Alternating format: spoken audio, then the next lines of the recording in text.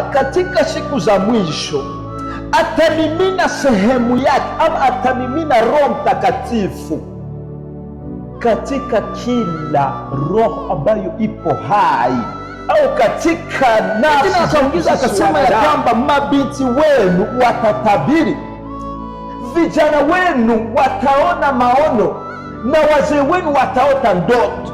Leo kwa sababu gani nimetamani kuongelea vijana? Kuna sababu ambayo imefanya leo, yani lazima leo tuongelee kuhusu vijana, yani taongelea vijana wenzangu. Kwa hiyo vijana, naomba tu munitege sikio vizuri. Yani leo nataka twende na step by step, yani tunaenda hatua kwa ingine, hakuna kuachana. Wewe nitege tu sikio lako vizuri.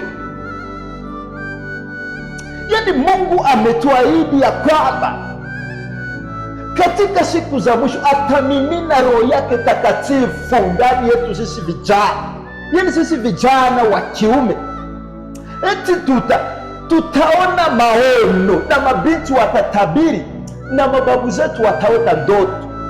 Na bado kwa siku ya leo ni vile ilivyo, ni ndivyo ilivyo kabisa. Yani tunashuhudia kwa macho yetu, lakini bado tunadharau. Hapo ndo tatizo liko. Yani tunayaona lakini tunapuuzia. Haleluya! Tunaona matendo ya Mungu lakini bado tunapuuzia, kwa sababu yani tunajimimi. Yani hii neno wakati nilikuwa naliandaa, yani nimesikia ingine moyo, yani nilikuwa natamani basi hata ningekuwa na vijana wote wa ulimwenguni, yani ili basi tuweze kusoma hii Biblia tukiwa nao pamoja, lakini haikuwezekana. Ndio sababu hili nimeona niandae neno hili ili tuweze kulichangia vijana wenzangu. Yani unamkutana mama kwa kukuzaa kabisa, yani anakuzaa, anafurahia, anapitia machungu makali mpaka anakuzaa wewe kijana mwenzangu. Afu akishamaliza kukuzaa anaona bwana, kuzaa yenyewe haitoshi. Yani anaangalia sasa, nitafanyaje?